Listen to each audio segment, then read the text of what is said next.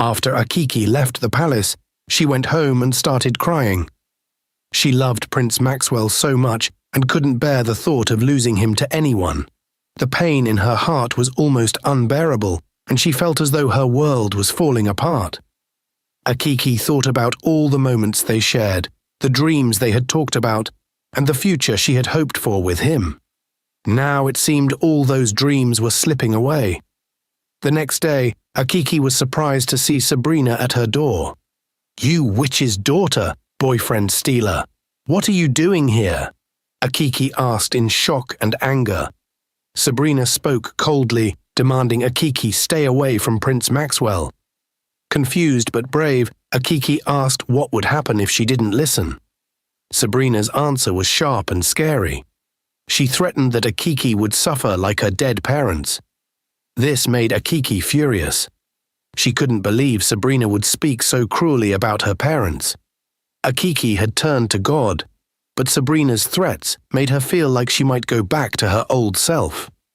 With emotions high and the fight clear, Akiki told Sabrina to leave immediately, calling her a desperate fool. Sabrina left without saying another word.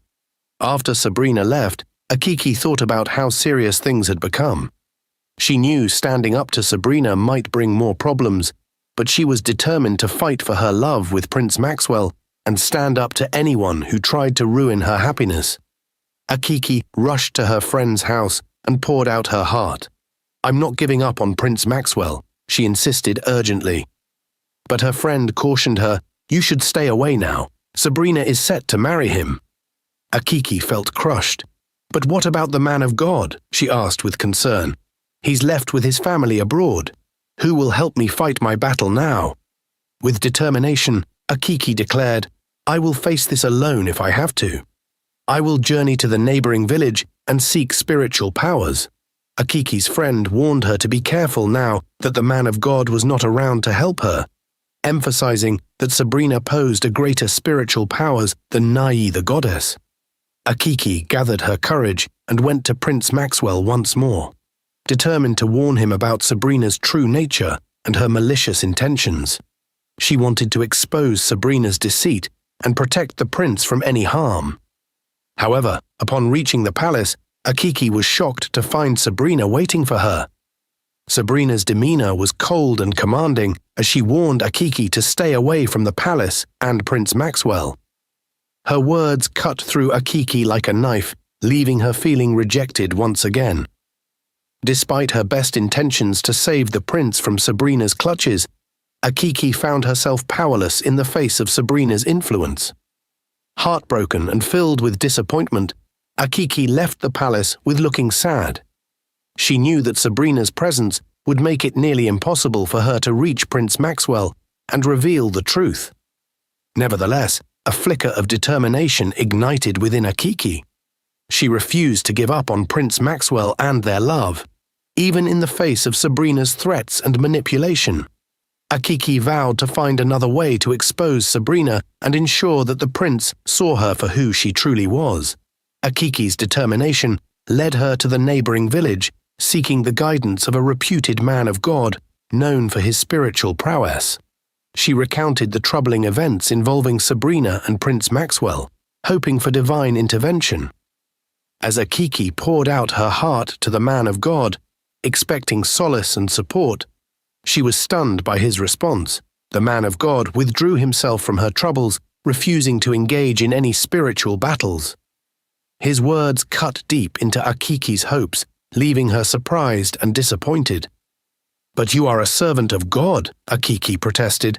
"I thought God called you to do his work." The man of God lowered his voice. "I am sorry, my daughter," he confessed. "I entered this path to support my families, not to confront powers beyond my abilities." Akiki couldn't hide her frustration. "You must be the weakest man of God I have ever seen," she declared. She had hoped for a champion of faith, someone who would stand with her against evil. But instead, she encountered a man who was weak in spirit. Akiki didn't give up after the fake pastor refused to help her. She went to see a native doctor in the neighboring village.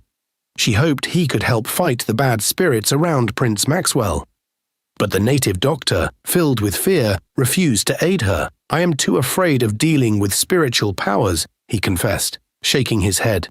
Feeling disappointed again, Akiki went back home. She was sad and worried about what to do next. Back in the palace, Prince Maxwell's mother began noticing something peculiar about Sabrina. One day she sat down with her son and expressed her concerns. "My prince, I don't quite understand this girl you're thinking of marrying. Have you noticed she doesn't seem to have any friends or family visiting her?" Prince Maxwell thought about it and agreed with his mother. He decided to ask Sabrina directly. When he brought up the topic, Sabrina explained that she didn't like keeping friends because they had hurt her in the past. As for her family, she reassured Prince Maxwell, "My love, you'll meet them when you come to pay my bride price." As days passed, however, Prince Maxwell's mother couldn't shake off her unease. She observed Sabrina closely, noticing how she often seemed distant from others. She decided to keep a watchful eye on Sabrina. Despite Prince Maxwell's mother never liking Akiki, one afternoon she visited her.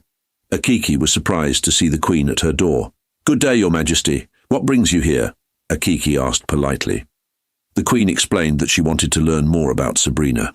As Akiki shared what she knew, the Queen's expression turned grave. After gathering the information she needed, the Queen left Akiki's house. When the Queen got back home, she told Prince Maxwell everything Akiki had said about Sabrina. But he didn't believe her. He told his mother to stop saying bad things about Sabrina. He knew his mother didn't like Sabrina, but he didn't want her to lie about her either. Prince Maxwell's mother grew desperate as she watched the conflict between Akiki and Sabrina grow. She pleaded with her son to reconsider his decision, urging him to marry Akiki alone or even both women if that would bring peace. However, Maxwell, caught in a bind between his mother's wishes and his feelings for Sabrina, initially refused. Frustrated and feeling powerless, the Queen threatened drastic measures, even suggesting she would harm herself if Maxwell didn't comply. Reluctantly, Maxwell gave in to his mother's demands. In a solemn ceremony, he married both Akiki and Sabrina, hoping against hope that this solution would appease everyone. A month after the weddings, the palace was far from peaceful. Instead, tensions rose and arguments became commonplace. Akiki, feeling displaced and unaccepted, repeatedly confronted Sabrina, asserting that she didn't belong in the palace. Sabrina, in turn, defended her position as the rightful wife of Prince Maxwell, leading to heated exchanges that echoed through the halls. The palace, once a symbol of harmony and stability, now became a battleground, where Akiki and Sabrina's clashing personalities and ambitions played out daily. Maxwell, torn between his two wives and his loyalty to his mother, found himself unable to understand how he got himself in all of this. Soon Prince Maxwell began to see that Sabrina, his first wife, was the one causing all the trouble in the palace. His attention started shifting toward Akiki. Akiki was happy, finally feeling like she had the prince to herself. But Sabrina didn't like this change at all. One day Sabrina went to the river and performed some sacrifices. When she got home, Prince Maxwell immediately dropped everything he was doing. As soon as he saw her, he became even more madly in love with her than before. Akiki, who had been happy that the prince was finally seeing the truth, was heartbroken once again. Days turned into weeks, and Sabrina's hold on Prince Maxwell only grew stronger. Akiki tried to make him see reason, but her efforts were in vain. She watched helplessly as the prince, under Sabrina's spell, ignored her more and more. Akiki felt alone and desperate. She could see that Sabrina was using dark magic to control the prince, but she didn't know how to fight it. Her hope began to fade, and she started to wonder if she would ever win back the man she loved. Sabrina, on the other hand, grew more confident with each passing day. She relished her power over the prince and enjoyed seeing Akiki suffer. Prince Maxwell's mother, seeing her son under Sabrina's control, grew more worried. She knew something was terribly wrong, but didn't know how to help. She turned to Akiki, hoping that together they could find a way to break Sabrina's spell. Akiki, although heartbroken, agreed to join forces with the Queen. They decided to seek help from a wise old woman who lived in a distant village. The Queen believed that this woman, known for her knowledge of ancient magic and wisdom, could provide the answers they needed. When they arrived at the old woman's village, she welcomed them into her small, humble home. She listened carefully as Akiki and the Queen explained their plight. The old woman then gave them specific instructions. She handed Akiki a small charm and told her, "This will make the prince love you more than Sabrina, but be warned, its effect won't last long because of Sabrina's powerful spells." Prince Maxwell's mother shook her head. "That's not what I want. I want Sabrina out of my son's life forever," she insisted. The old woman sighed deeply. "You must be careful," she warned. "Before she died, Nai the goddess gave all her powers to Sabrina. She is incredibly powerful now. If you try to use any charm on Sabrina to make her leave the palace, the prince will die." Akiki and the queen were shocked. They hadn't expected the situation to be so dangerous. "Is there nothing more you can do?" the queen asked desperately. "The only thing I can help with is making the prince like Akiki more," the old woman replied. "But remember, the love won't last for long due to Sabrina's strong charms." Though it wasn't what they hoped for, Akiki and the queen thanked the old woman and left, feeling both hopeful and anxious. They knew the road ahead was still fraught with difficulties, but they had to try. A few minutes after they left, Sabrina stormed into the old woman's house. Her eyes blazed with anger. "You wicked witch!" she screamed. "I thought I told you to stay away from this matter. I warned you not to answer Maxwell's mother when she came for help." The old woman stood her ground. "I have done what I believe is right." Before the old woman could say another word, Sabrina raised her hand and struck her with a force of dark magic. The old woman fell to the ground, lifeless. Sabrina looked down at her, satisfied. "This is what happens when you cross me." Back at the palace, Akiki and the queen arrived and immediately started working on their plan. Akiki wore the charm and hoped it would work as the old woman had said. That evening, Prince Maxwell seemed different. He was kinder and more attentive to Akiki. For a moment it felt like the old days, when he genuinely cared for her. But Sabrina soon noticed the change. She watched as Maxwell laughed with Akiki, and she became jealous. Later that night, Sabrina confronted Maxwell, casting another spell to strengthen her hold over him. The next morning, his affection towards Akiki disappeared once again. Akiki then told Prince Maxwell's mother that she wanted to go to another native doctor for help. But this time, the queen shouted at Akiki, "No, you women have to stop. I don't like the way you both are using dark magic on my son. I am tired of all this. I think it's time you all leave this palace for good. I will find my son another woman." Akiki was shocked by the queen's outburst. She had never seen her so angry. A day later, to Akiki's surprise, the queen, who once disliked Sabrina, was now so in love with her. The sudden change in the queen's attitude made Akiki suspicious. She wondered if Sabrina had used her magic on the queen too. While dealing with these troubles, Akiki discovered she was pregnant. She thought this news would bring Prince Maxwell back to her. She went to him, hoping he would be happy, but his reaction was cold. He didn't believe the child was his. "The child is not mine," he said flatly. Akiki's heart broke. She couldn't understand why Maxwell had changed so much. She knew Sabrina was behind all this, but she felt helpless. She had tried everything she could think of, and now she was carrying a child that Maxwell refused to accept. Despite Maxwell's rejection, Akiki decided to keep the baby. She believed that one day the truth would come out, and Maxwell would realize his mistake. But for now, she had to be strong for her child. Meanwhile, the queen's new fondness for Sabrina made life even harder for Akiki. The queen started to defend Sabrina in every situation, ignoring Akiki's pleas and complaints. Sabrina, enjoying her newfound power, made sure to keep Maxwell and the queen under her spell. Akiki felt more isolated than ever. She stayed in her room most of the time, thinking about her next move. Soon, Sabrina also became pregnant. But a few weeks later, she had a miscarriage. Sabrina blamed it on Akiki. Prince Maxwell, believing Sabrina, got very angry and chased Akiki out of the palace. Akiki tried to explain, but it was too late.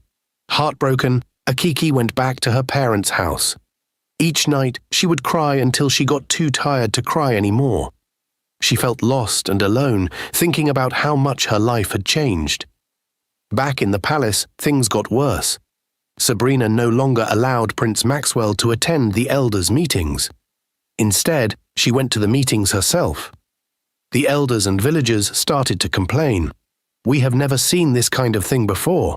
This is an abomination," they said. The village was in chaos. People started gossiping about how Sabrina now controls the prince. They couldn't understand why Prince Maxwell, who was once a wise and strong leader, was now letting his wife take over his duties. Akiki sat in her room one day, feeling proud of herself. She imagined the day when she would take over the throne and rule the kingdom. She smiled, thinking about how powerful she would become. She was determined and said to herself that she hadn't even started yet. There was so much more she planned to do. Meanwhile, the queen was silent.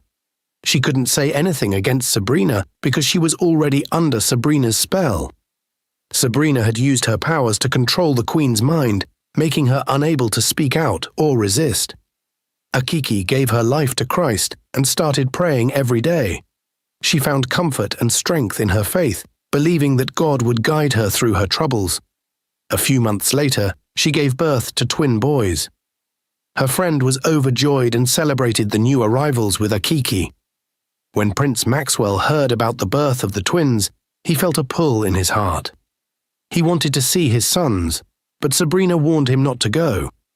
She told him that if he visited Akiki, it would bring trouble. Prince Maxwell, still under Sabrina's influence, obeyed her and stayed away. Akiki, though happy with her new babies, felt a deep sadness, knowing that the prince was not there to see his sons.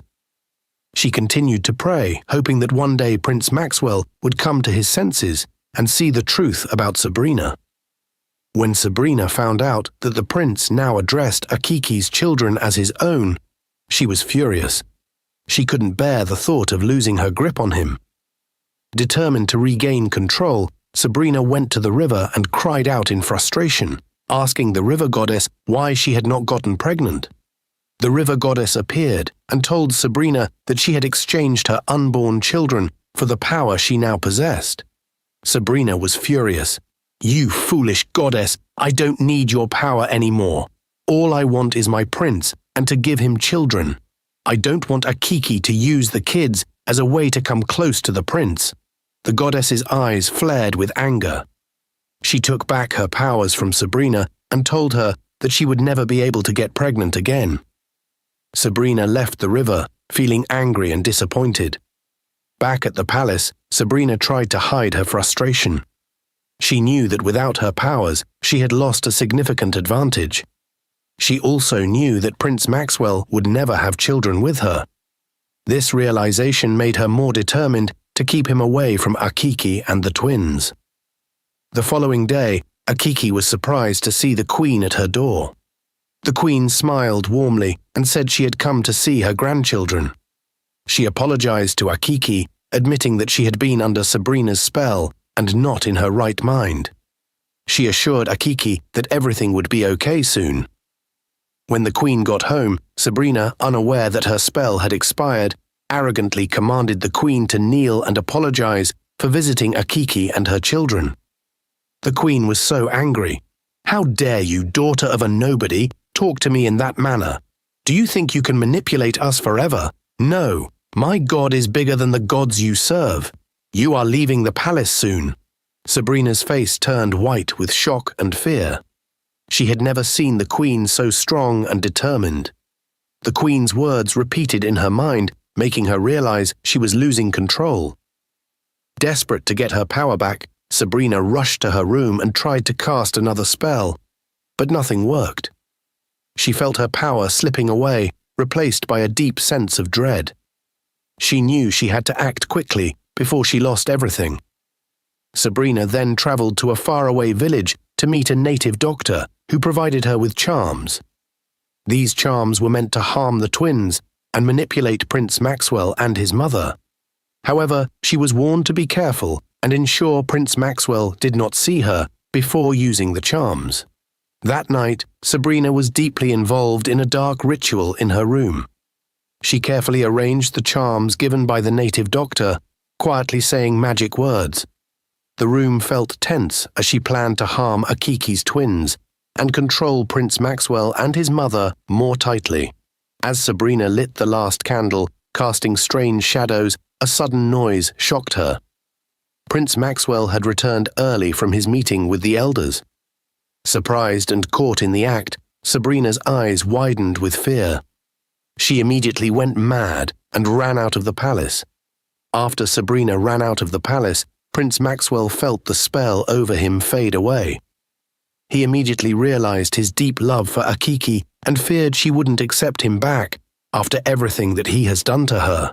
Filled with regret and longing to make things right, he asked some village elders to go to Akiki's house and beg for forgiveness on his behalf. The elders hurried to Akiki's house, feeling sorry and regretful. They passed on Maxwell's heartfelt request and apologized sincerely for the trouble caused by Sabrina. Akiki was moved by Maxwell's genuine remorse and the elders' sincere apology. She decided to go back to the palace. When Akiki stepped into the palace again, Maxwell's heart leapt with joy. He held their twin boys close, tears of relief and happiness streaming down his cheeks. Dear viewers, if you enjoyed this story, please like, share and subscribe. Don't forget to turn on notifications for more inspiring tales. Stay blessed, and thank you for your support.